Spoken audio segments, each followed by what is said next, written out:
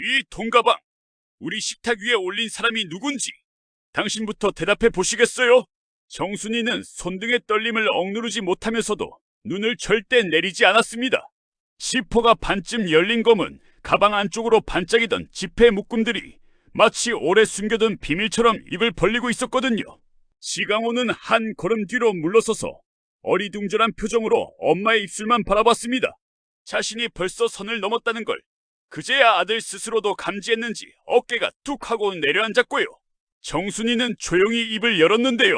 강호야, 내 방에서 이게 왜 나와? 누구 손이 내 손을 타고 우리 집 안까지 들어왔는지 지금부터 천천히 말해줄래? 지강호는 잠깐 눈을 감고 깊게 숨을 들이켰습니다. 엄마, 오해하지 마. 이 돈은 떳떳하게 받은 거야. 누나 키워준 값이라는데 우리가 왜 못 받아? 우리 가족도 힘들었잖아. 전세 옮기고 나도 장사 한번 제대로. 정순이는 그 말 사이를 끈듯 고개를 저었는데요. 값이라니. 사람의 시간을 돈으로 셈하자는 사람이 누군지 알잖아. 그 여자는 마음이 아니고 계산을 들고 다니는 사람이야. 내가 받아온 건 빚이 아니라 족쇄고 저 돈은 도와주는 돈이 아니라 목줄이야. 지강호가 버럭 소리를 높이다가도 금세 숨을 죽였습니다. 엄마, 그러니까 진짜 나쁜 의도였다고. 누나를 정순이는 아들의 두 손을 잡아 끌어 자신의 가슴께로 가져갔습니다. 네, 누나는 이미 충분히 버텼고요. 더는 팔리지 않을 거야. 우리가 팔지 않으면. 그날 밤 정순이는 한숨도 자지 못했는데요. 손끝이 기억하는 가방의 무게가 묘하게 따뜻했고 그래서 더 무거웠습니다. 은호가 좋아하는 김치찌개를 끓이면서도 물이 끓어오르는 소리만 요란했지 마음은 차갑게 가라앉아 있었고요. 그녀는 결심했는데요. 아침이 밝으면 이 돈가방을 들고 그 집 문을 두드릴 거다. 버린 딸의 몸에서 간을 떼어가려고 돈을 흔들어댄 사람에게 더 이상 엄마라는 단어가 허락되지 않는다는 걸 알려주기로요. 한편 박영란은 밤새 휴대폰 화면 위에서 작은 점 하나를 노려보고 있었는데요. 자신이 몰래 설치한 위치 추적기의 파란 불빛이 병원 단지에서 멈춰 있었습니다. 지원에게 보낸 메시지엔 짧게 내일 오전 레지 가온이라고만 적혔습니다. 지원은 알겠다는 짧은 답 뒤에 걱정스러운 스티커를 덧붙였고요. 영란은 화면을 끄고 난 뒤 한참이나 어둠을 바라봤습니다. 엄마를 미행하는 딸이 된 것 같아 스스로도 소름이 돋았거든요. 그런데 멈추질 못했습니다. 애써 모른 척하면 더 큰 고통이 자신에게 돌아올 게 너무 분명했으니까요. 다음 날 아침 영란은 지원과 병원 구내식당의 좁은 테이블에서 레지던트 가운을 맞바꿔 입었는데요. 이름표는 얼핏 보기에도 그럴싸했고 걸음걸이도 어젯밤 내내 동영상으로 연습해둔 그대로였습니다. VIP 병동 앞 복도에 닿았을 때 영란은 심장이 올라붙는 느낌을 삼키느라 입술을 세게 깨물었고요. 그 순간 문 하나가 열리면서 휠체어가 나왔습니다. 창백한 청년의 손등에는 주사 바늘이 꽂혀 있었고 마스크 위로 올라온 눈매는 낯익은 선을 닮아 있었는데요. 한우진 영라가 거의 속삭이듯 이름을 불렀습니다. 잠시 문이 열리자 휠체어가 복도로 나왔고 영라와 우진의 눈이 마주쳤다. 놀라움 대신 오래 미뤄둔 말들이 동시에 떠오르는 듯한 침묵이 먼저 흘렀다. 간호사가 이동합니다 라고 말하며 휠체어를 밀려는 순간 영라가 한 발 다가서서 낮게 불렀다. 오빠. 우진은 고개를 돌렸다가 천천히 멈췄다. 영라야, 알고 왔어. 엄마가 병원에 숨긴 이유도 아빠한테는 끝까지 말 못한 속사 정도. 그래서 설득하러 온 거야? 아니면 막으러? 확인하러. 그리고 내 편인지 우리가 어디까지 같은 편일 수 있는지. 우진은 마스크를 살짝 내리고 건조한 입술을 적셨다. 예전 식탁에서 서로 오빠, 동생이라 부르며 어색하게 인사하던 그날과 달리 오늘은 단정한 결심이 목소리에 걸려 있었다. 난 더 못해. 누가 뭐래도, 누가 뭘 약속해도 엄마가 깔아둔 길에서 내려오려고. 그럼 됐어. 영라가 짧게 숨을 내쉬었다. 정오 무렵 정순이는 검은 가방을 번쩍 들고 슈울츠 로비를 지나려다 보안 요원에게 팔을 붙잡혔는데요. 대표님과 약속이 없으면 라는 단호한 목소리가 공격처럼 날아들었습니다. 그때 엘리베이터에서 박성재가 내렸고요. 성재는 잠깐 멈춰 숨을 고른 뒤 곧장 그쪽으로 걸어왔습니다. 그 손 놓으세요. 제 손님입니다. 성재는 유리문 열리는 소리에 묻힌 떨림을 겨우 감추며 정중히 인사했는데요. 은호 어머님 맞으시죠? 여기 앉으시고요. 물은 얼음 없이로 드릴게요. 정순이는 짧게 고개를 끄덕였고 눈빛만으로 감사 인사를 건넸습니다. 이 가방 돌려드리러 왔어요. 정순이의 말은 칼날처럼 간결했습니다. 누가 드렸는지 아시죠? 고성이.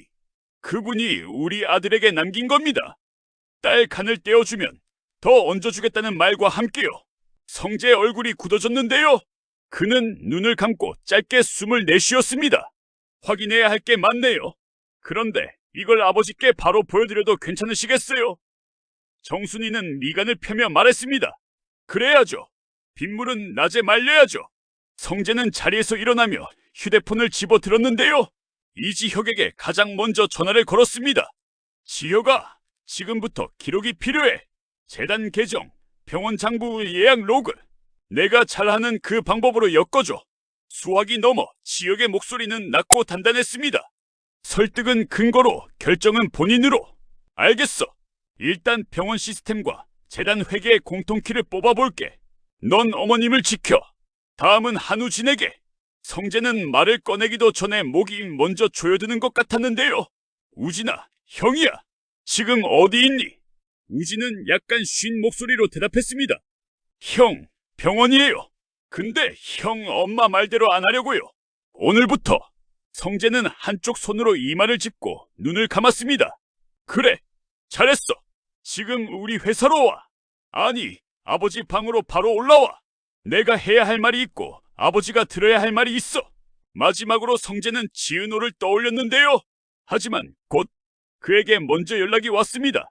전화가 아니라 메시지로. 성재 선배, 엄마가 준 돈 돌려주러 가셨어요? 네, 지금 그 일로 아버지를 뵈러 가는 중이에요. 은호 후배, 오늘은 수술동 근처 가지 말아요. 기록실이 열렸어요. 우리가 증거 모으고 은호 후배는 마음을 지켜요. 메시지 마지막에 성재는 하나를 덧붙였는데요. 그리고 은호 후배 편이에요. 끝까지. 답장을 읽은 지은호는 눈두덩이 뜨겁게 달아오르는 걸 손바닥으로 눌렀습니다. 누군가가 자신의 편이라고 말해주는 순간 삶이 겨우 제 자리를 찾는 느낌이었거든요. 박진석의 집무실. 오랜 세월 손때가 묻은 나무 책상 위에 정순이가 가방을 내려놓았을 때 소리가 약간 묵직하게 울렸는데요. 박진석은 한동안 가방을 보지도 않고 정순이의 얼굴만 바라봤습니다. 재수씨 호칭을 꺼내는 목소리에 오래된 인연의 떨림이 묻어 있었고요. 찾았다면 먼저 손잡아줬어야 했는데 죄송합니다. 정순이는 미소도 눈물도 없이 짧게 고개를 숙였습니다. 손을 내밀지 못한 건 제 자존심이었고요. 오늘은 제 자존심을 접으러 왔어요. 저 돈, 우리 집에서 나간 게 아니라 그 집에서 돌아가야 할 돈이라서요. 그때 문이 열리고 한우진이 들어왔는데요. 우진은 허리를 굽혀 인사한 뒤 입술을 깨물었습니다. 회장님, 아니 아버지, 저 그 자리에 못 갑니다. 엄마 꿈에 있는 그 자리예요. 엄마는 제가 그 자리에 앉아야 제 인생이 올바르다 하는데 전 그냥 제 병실 창밖 나무 보면서 숨 쉬는 것만으로도 충분하거든요. 박진석은 오래 침묵했는데요. 그러다 자리에서 일어나 우진에게 다가가 손을 올렸습니다. 오늘부로 회장님은 그만 부르고 아버지라고 부르자. 알았어. 내가 숨 쉬는 방법부터 찾자. 우진이 고개를 끄덕이는데 눈가가 붉어졌고요. 박진석도 잠깐 고개를 옆으로 돌려 숨을 고르게 쉬었습니다. 그렇게 굳은 공기가 조금 풀리는 듯 했지만 정순이의 다음 말이 방 안의 온도를 다시 낮게 내렸습니다. 이 돈을요, 그분께 전해주세요. 그리고 전해주세요. 다시는 우리 딸의 그림자를 밟지 말라고. 박진석은 고개를 끄덕였는데요. 미세하게 깨지는 소리가 마음 한가운데서 났습니다. 미도온 시간의 파편이었고요. 그날 저녁 박진석은 집 식탁에 온 가족을 모으자고 했습니다. 박성재와 박영나가 먼저 자리에 앉았고 조금 늦게 고성이가 들어왔는데요. 고성이는 평소처럼 실크 블라우스와 얇은 미소로 식탁을 정갈하게 훑어보며 말했습니다. 그 순간 거실 쪽 문이 열리고 정순이가 들어왔습니다. 박진석의 초대를 받았던 건데요. 박영나의 눈이 커졌고 박성재는 숨을 한번 참고 자리에서 일어났습니다. 고성이는 놀란 표정을 잠깐 붙였다가 금세 평정으로 돌아왔고요. 정순이는 말없이 가방을 식탁 위에 올렸습니다. 툭! 묵직한 소리가 났는데요. 값이라며 주신 돈 그대로 돌려드리러 왔습니다. 고송이는 눈을 가늘게 뜨며 웃었습니다. 누가 누구에게 무엇을요? 전 모르는 일인데요. 정순이는 그 웃음을 똑바로 받아냈습니다. 모르셔도 됩니다. 다만 이 집 아버지와 아이들이 알면 충분하니까요. 박성재가 그때 준비해둔 파일을 꺼냈는데요. 재단 계정과 병원 예약 로그, 익명 전자인증 기록, 그리고 내부 직원 계정으로 수정된 흔적들이 서로 연결되어 한눈에 보이게 정리돼 있었습니다. 이건 낮에 이지혁이 묵묵히 완성해 보낸 작업물이었고요. 박성재는 조용히 말했습니다. 어머니, 누가 누구에게 무엇을 했는지 기록이 말해요. 고송이는 오히려 편안하게 웃었는데요. 기록은 언제든 조작될 수 있지. 넌 아직 세상 물정을. 말은 거기까지였습니다. 거실 한쪽에서 한우진이 나타나 엄마, 그만! 하고 짧게 끊었거든요. 우진은 천천히 그러나 분명하게 한 글자씩 말했습니다. 난 엄마의 도구가 아니야. 그 말이 공기 중에 내려앉자 박진석은 처음으로 목소리를 높였습니다. 성희 씨, 오늘은 변명보다 사실을 먼저 들읍시다. 저 가방이 우리 집에 온 경로, 제 아들에게 건네진 말, 제 딸에게 씌워진 협박, 어디까지가 당신의 계획이었습니까? 고송이는 미소를 거뒀고요. 얼굴에서 혈색이 서서히 빠져나갔습니다. 그러다 문득 의자 등받이에 몸을 기댄 채 낮게 웃었습니다. 여보, 난 우리를 지키려 했어. 이 집을, 당신이 만든 왕국을 마지막까지. 때로는 더러운 일도 필요해. 난 우리 가족을 위해 방역 나가 거기서 말을 끊었습니다. 엄마가 말하는 우리에 내 이름은 없었어. 오빠 이름도 없었고요. 고송이가 딸을 노려보는 눈빛으로 돌아섰지만 그 눈빛은 더 이상 영란을 묶지 못했습니다. 영란은 이미 자기 세계의 문을 열고 나온 사람이었으니까요. 그 시각 지은호는 지혁과 함께 병원 기록실에 앉아 있었습니다. 지혁은 차분히 키보드를 두드리면서 필요 항목을 뽑아주는 중이었고요. 지은호는 커피를 두 손으로 감싸 쥐인 채 스스로에게 몇 번이나 되뇌었습니다. 남의 인생이 아니라 내 인생을 살아야 한다고. 지혁은 잠깐 손을 멈추고 지은호를 바라봤는데요. 오늘은 내가 끝까지 읽어. 숫자든 이름이든 남이 대신 요약해주는 건 여기까지. 지은호는 고개를 끄덕이며 화면 속 작은 글씨들을 소리 내어 읽기 시작했습니다. 공여자 적합성 기록 뒤에 써있는 날짜, 재단 지원 내역의 이체 시간, 의료윤리위원회 연락의 시, 그리고 익명 메일의 발신지. 하나하나 읽다 보니 이상하게도 몸의 떨림이 줄어들었는데요. 공포가 지식으로 바뀔 때 생기는 희한한 평온이었습니다. 지혁 선배, 응, 나 이제 알 것 같아요. 이건 누가 나를 사랑하는 이야기도 아니고 누가 나를 버린 이야기만도 아니에요. 나에게 다시 묻는 이야기더라고요. 너는 누구 편이야? 라고. 지혁이 고개를 끄덕이며 말했습니다. 그럼 대답하면 되지. 나는 내 편이다. 그리고 내 편을 지키는 사람들의 편이다. 라고. 그 말이 끝나고 조금 뒤 지은호의 휴대폰이 진동했습니다. 박성재였습니다. 식탁에서 가방을 열었어요. 우진이도 있어요. 오늘 안에 결론 못 나올 수도 있어요. 대신 은호 후배가 내린 결정은 우리가 지킵니다. 지은호는 눈을 감고 웃었습니다. 고마워요. 그리고 끝까지 부탁할게요. 지혁이 옆에서 짧게 말했습니다. 우린 약속을 잘 지키는 팀이야. 식탁으로 돌아오면 말의 방향은 이미 달라져 있었는데요. 박진석은 정순이에게 고개를 깊이 숙였습니다. 오래 빚을 졌습니다. 오늘 갚기 시작하겠습니다. 정순이는 손사래를 쳤지만 박진석은 제 말을 끝까지 밀고 나갔습니다. 이 집 문은 사람을 살리기 위해 열리고 닫히겠습니다. 그 약속은 제가 아버지라는 이름으로 겁니다. 고성이가 조용히 웃었습니다. 이 집 문. 여보, 저 문을 나는 쇠로 바꿔봤어. 수십 번 걸쇠도 갈아봤고. 박성재가 그 말에 짧게 맞받았습니다. 그래서 결국 잠그고 가둔 건 사람의 마음이었죠. 고성이의 마지막 반격은 차가웠는데요. 좋아, 그럼 묻자. 저 여자 고개가 정순이를 향했습니다. 당신은 딸을 지켰다고 말하지만 결국 딸에게서 진짜 출생의 나를 빼앗은 사람 아니야. 당신 때문에 내 아이가 내 딸인지 모른 채 컸고 지금 와서 나를 엄마가 아니라고 말해. 누가 엄마지? 정순이의 눈이 조금 흔들렸지만 곧 단단히 굳어졌습니다. 저는 작은 집에서 작은 밥상을 차릴 줄 아는 엄마였고요. 아이가 무서워할 때 손을 잡아주는 엄마였고, 버려진 아이의 이름을 처음 큰 소리로 불러준 엄마였어요. 엄마는 의자가 아니라 손이에요. 그 말이 끝난 순간 박영마가 벌떡 일어나 의자 뒤를 두 손으로 붙잡았습니다. 엄마, 오늘은 나를 위해 아니, 우리 모두를 위해 그만해요. 당신이 지키려는 건 가족이 아니라 권력이었어요. 그 권력의 의지에서 내려오면 엄마는 엄마가 사라진다고 두려웠겠죠. 근데 엄마는 아직 인간일 수 있어요. 지금이라도 멈추면. 고송이의 팔뚝 근육이 굳어졌다 풀리기를 반복했습니다.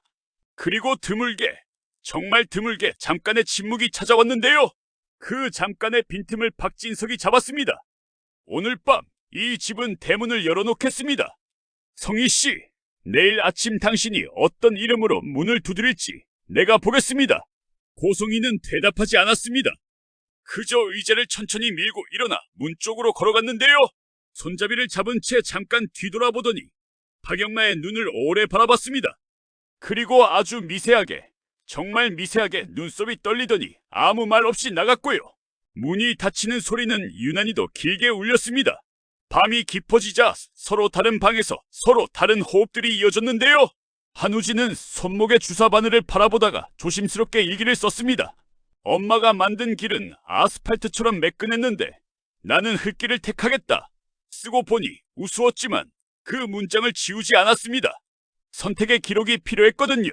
박영란은 화실에서 새로운 스케치를 시작했습니다. 어두운 배경 위에 작은 횃불 같은 눈을 그렸는데요. 자기 눈인지, 은호의 눈인지, 우진의 눈인지 굳이 구분하지 않았습니다. 서로의 불빛이 서로에게 닿으면 길을 잃어도 다시 만날 수 있다고 믿고 싶어서요. 지환에게 오늘은 내가 나를 좀 이겼다라고 메시지를 보내자 지환은 내일은 내가 널 좀 더 지켜볼게라고 답했고요. 둘은 그 짧은 대화를 오래 품고 잤습니다. 박성재는 창가에 기대서 밤하늘을 바라보다가 아버지에게 보낼 메모를 짧게 적었습니다. 아버지, 원칙은 사람을 살릴 때만 의미가 있습니다. 내일 이사회 요청서를 올리겠습니다. 재단 투명성 강화, 병원 윤리 규정 재정비, 후계 구조 재점검. 그 메모를 보내고 나서야 터져나온 긴 한숨이 유리창에 얇은 김을 만들었고요. 이지혁은 책상 위에 펼쳐둔 로그표를 다시 접으면서 생각했습니다. 설득은 근거로, 결정은 본인으로. 오늘 그 문장이 여러 명의 등에 기대어 서 있었다는 걸 드물게 자부심처럼 느꼈고요.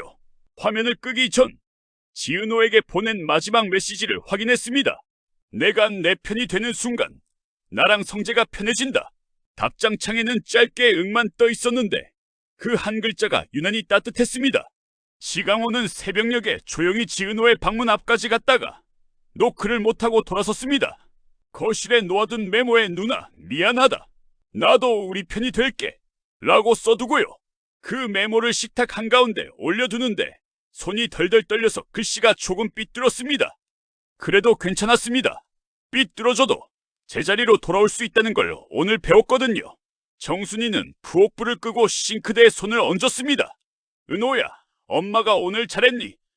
대답은 당연히 돌아오지 않았지만 그녀는 알 수 있었습니다.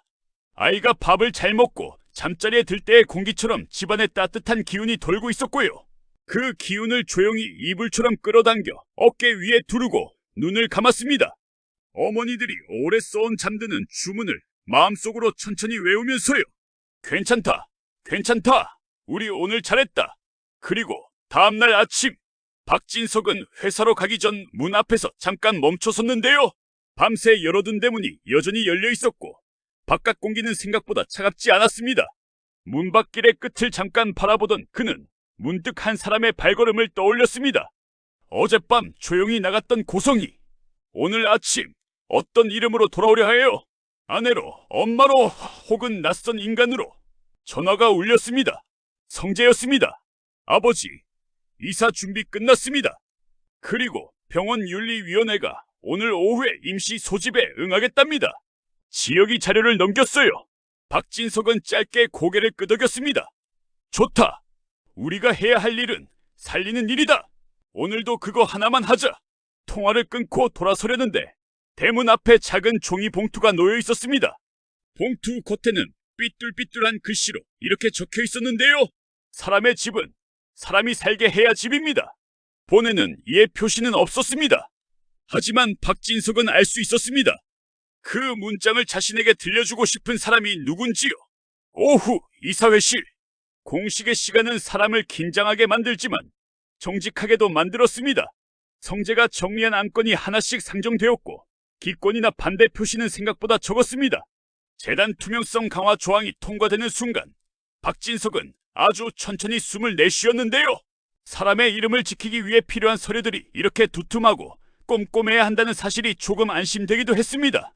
결론을 낼 때가 되자 박진석은 마지막으로 말했습니다. 오늘부터 이 집 이름은 사람을 살리는 집입니다. 이 말이 허울이 되지 않게 기록과 사람이 서로를 확인합시다. 회의가 끝난 뒤 박진석은 주머니에서 작은 종이 쪽지를 꺼냈는데요. 정순이에게 보낼 문장이었습니다. 당신의 손이 우리 집 문을 바로 세웠습니다. 고맙습니다. 보내기 버튼을 누르자마자 의외로 빨리 답이 왔습니다. 집은 문도, 지붕도, 밥도, 사람도 필요해요. 오늘은 문을 바로 세웠고요. 내일은 밥을 같이 먹으면 좋겠네요. 그 답장을 읽는 순간 박진석은 어쩐지 자신이 좋은 숙제를 받은 것처럼 웃음이 났습니다. 저녁 무렵 지은호는 혼자 걸었습니다. 바람이 뺨에 닿는 감각이 선명했는데요. 휴대폰에 또 하나의 메시지가 도착했습니다. 한우진이었습니다. 동생 고마워요. 내가 먼저 나갈게. 엄마가 깔아둔 길 말고 내 발로. 지은호는 잠깐 멈춰 서서 답장을 적었습니다. 오빠, 우리 각자 길에서 만나자. 급하면 손 흔들고 천천히 가면 같이 걷자. 보내고 나서 자신도 모르게 웃음이 났습니다. 사랑이 무엇인지 여전히 헷갈렸지만 함께 걷는 방법은 조금 알 것 같아서요. 그때 이지혁에게서 전화가 왔습니다. 끝났어. 지혁의 목소리가 낮지만 환해졌고요. 오늘의 결론은 간단하다. 넌 내 편이 되었고 우리는 그 편을 지켰다. 그리고 내일은 우리 각자 할 일을 또 하자. 지은호는 대답했습니다. 응, 우리 내일은 밥 먹자. 아주 평범하게. 지혁이 잠깐 웃더니 그래, 평범하게.